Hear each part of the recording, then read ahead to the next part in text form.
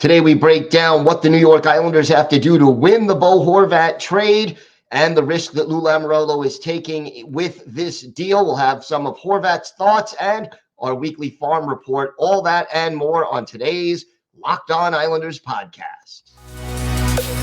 You're Locked On Islanders, your daily podcast on the New York Islanders. Part of the Locked On Podcast Network, your team every day.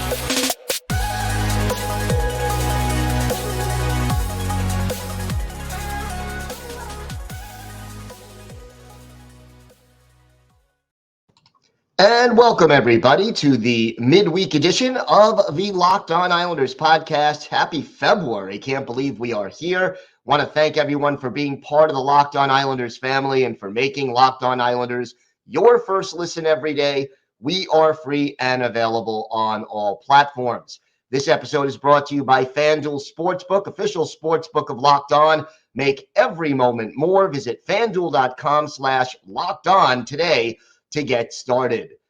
We have got a lot to discuss on today's show, but first, if there's something Islanders related on your mind, if you have a question, a comment, maybe a topic you'd like us to discuss on a future episode, feel free to send us an email. The email address, lockedonislanders@gmail.com. And if you leave your first name and where you're from, we are happy to mention you on the show when we discuss whatever it is that's on your mind. You can also follow the show on Twitter at Locked On Isles, and you can follow me, Gil Martin, on Twitter at Ice Wars, NYRVSNYI.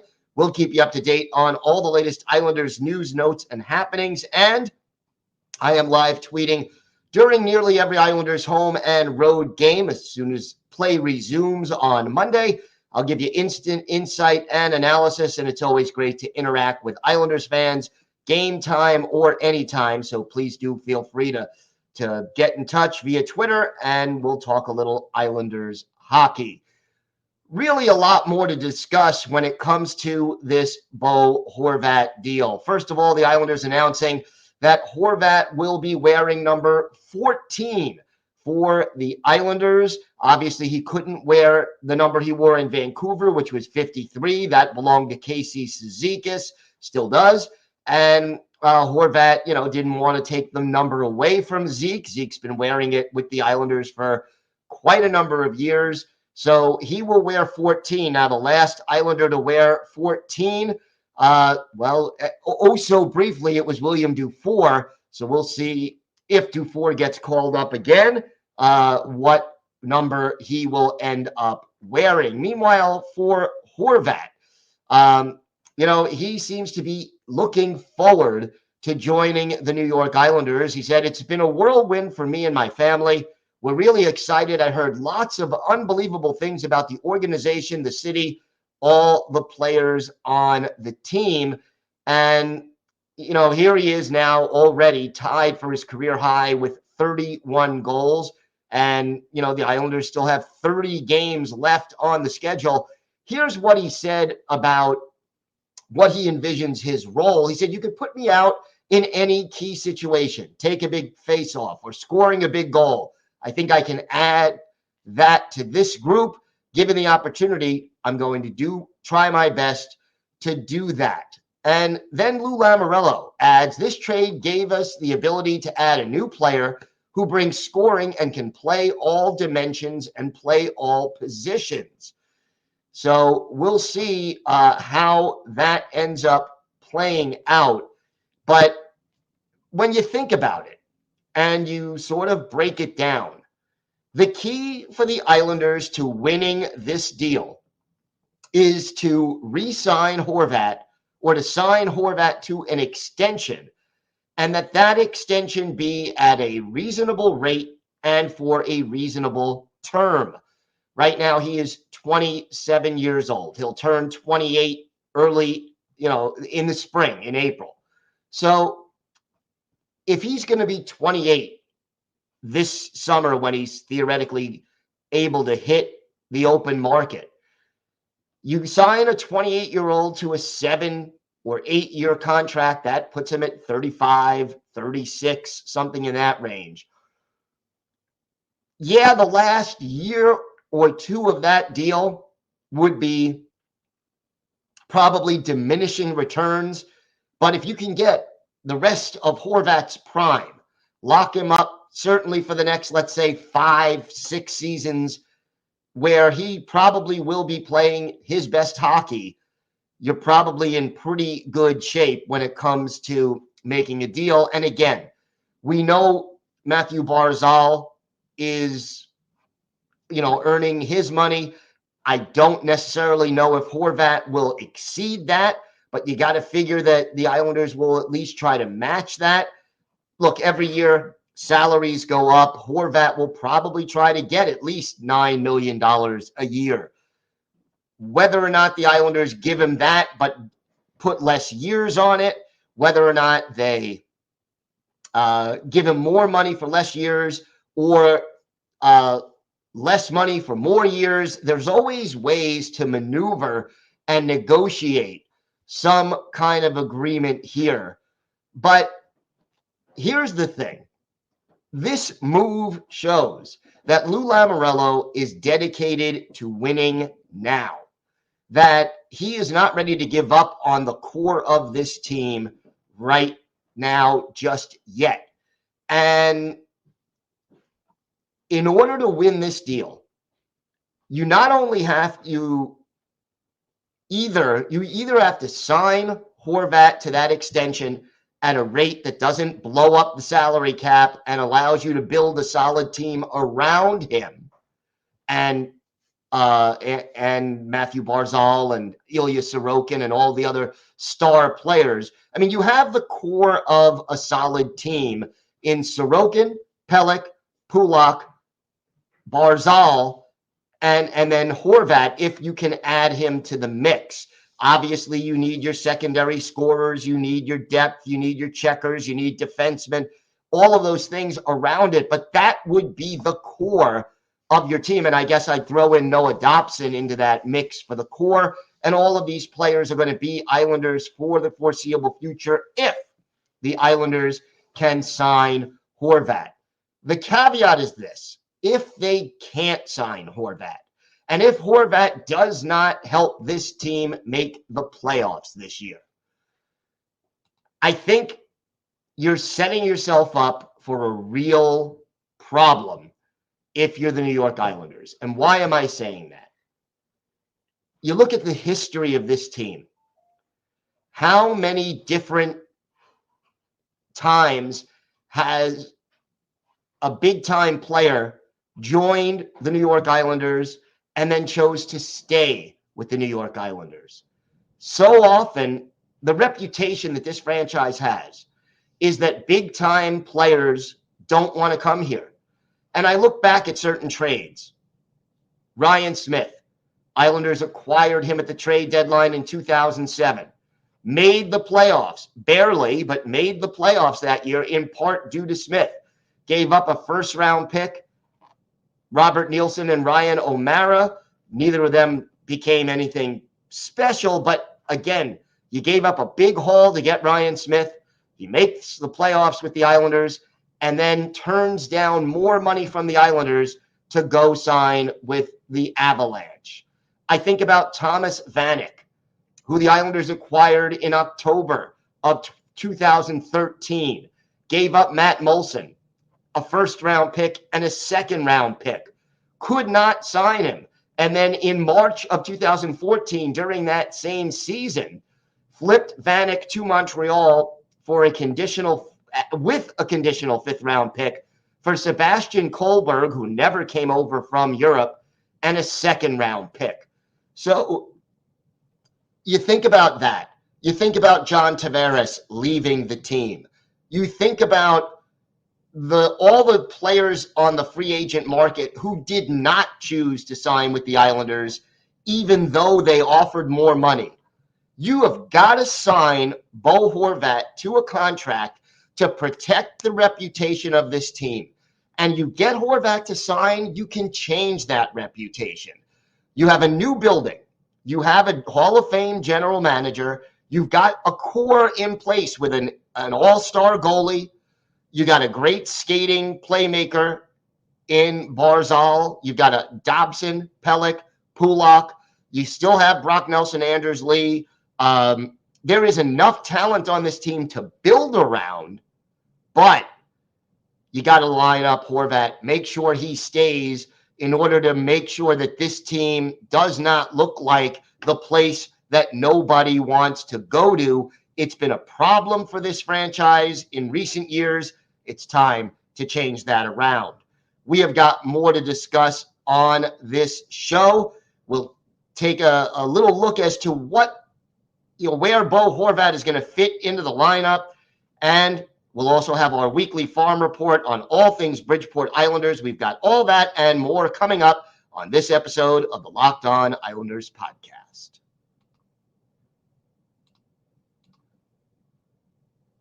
This year, the only app you need at your Super Bowl party is FanDuel, America's #1 sports book. We're really excited about our new sports betting partner for Locked On because they're the #1 sports book in America, FanDuel. And if you're new to FanDuel, that's even better. They have so many great features that make betting on sports fun and easy. Download FanDuel now so you can bet on Super Bowl 57 with a no-sweat first bet. You'll get up to $3,000 back in bonus bets if your first bet doesn't win. FanDuel lets you bet on everything from money line to point spreads to who will score a touchdown. The FanDuel Sportsbook app is safe, secure, and super easy to use. And best of all, you can get paid your winnings instantly. So join FanDuel today at FanDuel.com/LockedOn to claim your no-sweat first bet on Super Bowl 57. That's FanDuel.com/LockedOn. Make every moment more with FanDuel, official sportsbook partner of the NFL. So where do you think they're going to put Bo Horvat into this lineup? I think you got to play him with Barzal. I think you move Barzy to the wing. If you don't want to move Barzy to the wing, you can move Horvat to the wing, but let him take faceoffs. But to me, putting Horvat and Barzal together on the same line makes a lot of sense. And this team is going to have to figure out how to maximize the talent. I know we're going to see Bo Horvat on the power play. And hopefully he can give the power play some of that much needed juice that it has been lacking. I also think he can help on the PK, but that's a luxury because the Islanders have some solid penalty killers in this lineup. He will help them with faceoffs. And I think, having Horvat on the ice, if you can find a solid winger to join Horvat and Barzal, and then you keep together the Nelson, Lee, and Palmieri line that has been so good in recent weeks, you're setting yourself up for a situation where the opposing team cannot put their best checking line and their top defensive pair against both of those lines. And, maybe Josh Bailey is the third guy on that line. Maybe Casey Cizikas starts out as the third guy on that line, although I think Zeke is better off on the fourth line. Maybe, you could even go with a Zach Parise to add a little physicality to that top line, where you would go Barzal, Parise, and Horvat as your top trio. These are interesting situations. I think, you still have Pajot, maybe Pajot, Bailey, and Parise, or Pajot, Bailey, and Holmstrom as your third line, and then the identity line as your fourth line. To me, I kind of like the idea of Parise moving up because he'll give you grit, he'll give you hustle, and I think having Parise on that line, a guy who does so many things right and plays the game the right way, I think Horvat will take well to that, and I think it's a trio that would give the Islanders a lot of juice. And again, all of that could change when this team gets healthy again. And I'm thinking about Oliver Wahlstrom and possibly his future with the team. Whether or not he'll be back this year remains to be seen. But again, another player who could figure into your top six and give you a little bit more offensive juice if and when he reaches his potential. So, there's still a lot out there. Wanted to get to a couple of emails, one of which from Ian in White Plains discusses the situation with Oliver Wahlstrom. With Wahlstrom possibly being out for the season, Ian writes, I think the Isles need another winger. They should also look to do more 2-for-1s because they have kind of a log jam. For example, Bailey and Holmstrom. Price probably not all that high. I would have also liked to have seen someone else come back in the Horvat trade, like a Connor Garland, or take a shot on Brock Besser. Any other ideas? I would love to hear them. Well, Ian, first of all, thank you for the email. I think it's open that this team could make another trade. There is still more than a month to go before the trade deadline. Whether or not they could get Brock Besser or not, I don't know. I don't think they have the ammunition to get a player like that now that they no longer have a first-round pick this year or next year, depending on how that protected pick works out. But we'll see. If Wahlstrom is out for the season, yeah, they could certainly use a little bit more juice up front. That always helps. But I think the addition right now of Horvat goes a long way. Frank in North Patchogue. Lou has finally pulled the trigger on a deal, and that is good. Once he signs Horvat to a long-term deal, and that is a must. Lou must address the rest of our 30-something roster. This upcoming entry draft is deep, and it would be nice to acquire a few picks so we can get younger. We do have some pieces that can get us those picks. There have been whispers about Anders Lee's leadership qualities. He could be part of a package that could get us at least a second-round pick. I would give Horvat the C, and we move on from there. Let's see what Lou does. He did prove the old adage, to get good, you give up good. He must do it again. Great podcast as usual, Frank in North Patchogue. Frank, thank you for the kind words. I don't think they're going to look to trade Anders Lee if they're still in the playoff hunt. I think the only way Lee gets moved is if this team falls out of contention and, then you start a fire sale. And I think that Lou Lamoriello would only do that very reluctantly. He seems to be in win now mode. Now, again, if it doesn't work out, if this team continues to go 2-7-1 in their next 10, that's when, Horvat may be in play if they can't sign him. Lee may be in play. A lot of different players could be expendable if this team has no chance at all of making the playoffs. I don't think we're going to get to that point. I think this team will at least be competitive in that regard. But it'll be interesting to say the least. And circle your calendars, by the way. February 9th. Who's coming to the UBS Arena? The Vancouver Canucks. So Bo Horvat will face his old team, and most likely Anthony Beauvillier will face the Islanders for the first time and be back at UBS. Aatu Räty, by the way, he's going down to the AHL to start his career in the Canucks organization there, and I think that's a wise move by the Canucks. We have got more to get to on today's show. We have our weekly farm report where we talk all things Bridgeport Islanders, and all these trades do affect Bridgeport because some of the players that they relied on, like Aatu Räty for a lot of the season, he's not going to be available anymore, and they didn't add a young player to Bridgeport as a result. So we'll go over all of that.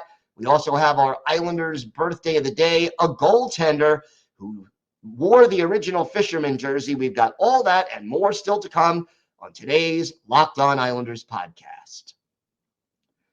Today's episode is brought to you by Built Bar. If you're looking for a delicious treat but don't want all the fat and calories, then you've got to try a Built Bar.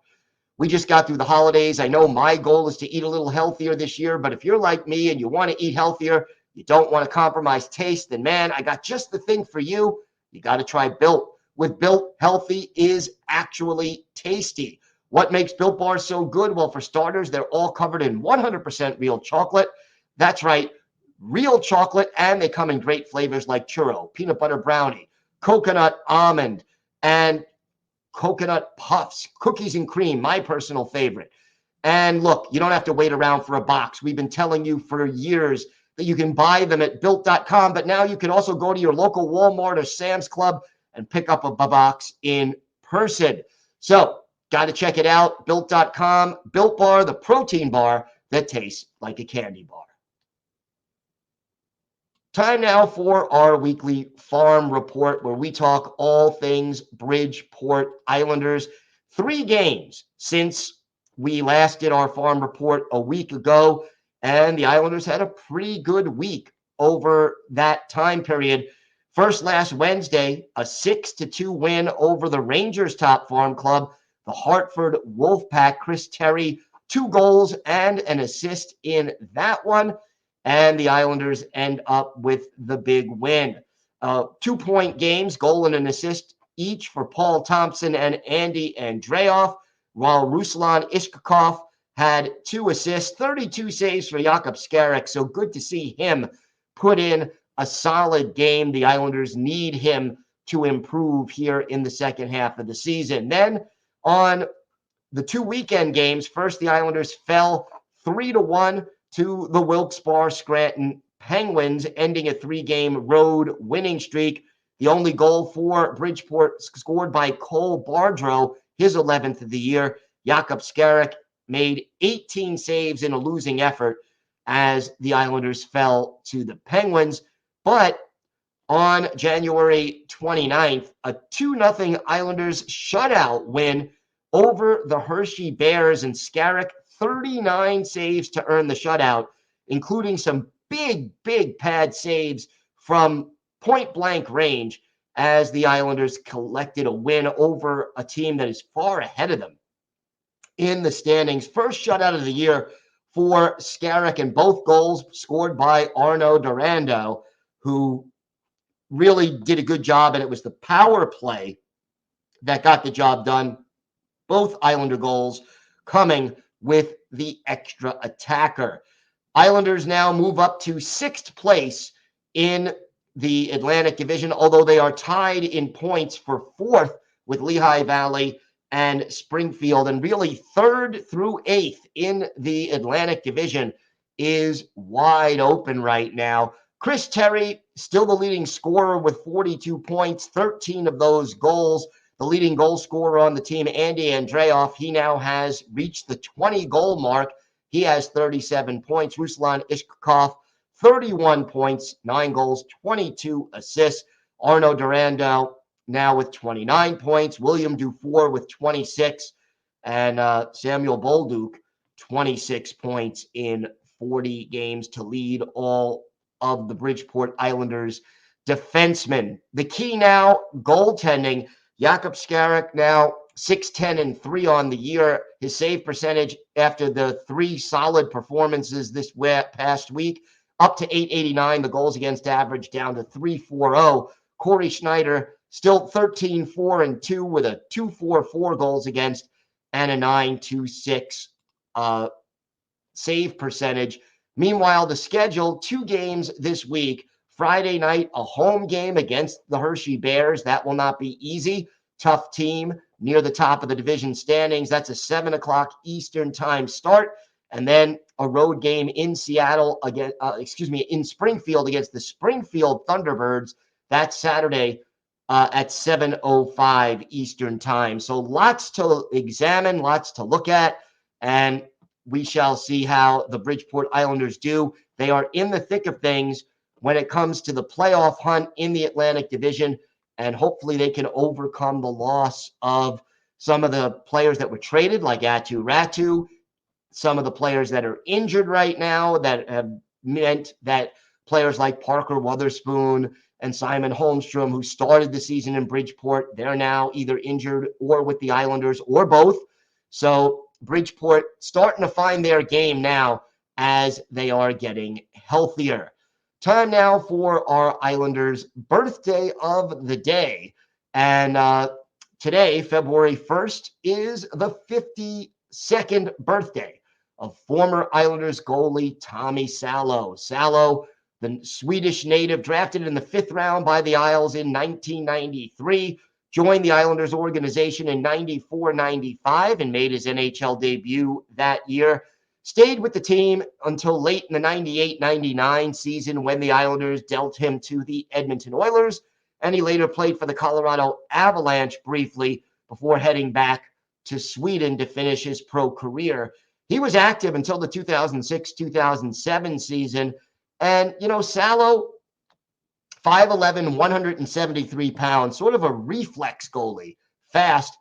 During his time with the Islanders, he really didn't have a heck of a lot of support out there. Played for some teams that really struggled. I would say his best year statistically, 1997-98 or 98-99. I think 97-98, he had a higher save percentage, 23 wins, 29 losses, 5 either ties or overtime losses.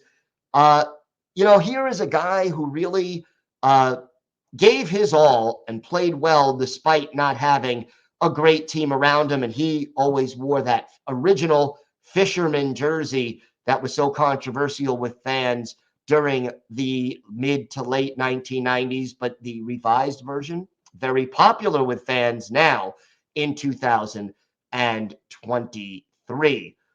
So that's going to do it for this episode of the Locked On Islanders podcast. We'll be back tomorrow with a lot more on this trade and on where the Islanders stand as we head toward the All-Star break. So join us for that. Until then, stay safe. Have a great day, everybody. And of course, let's go Islanders.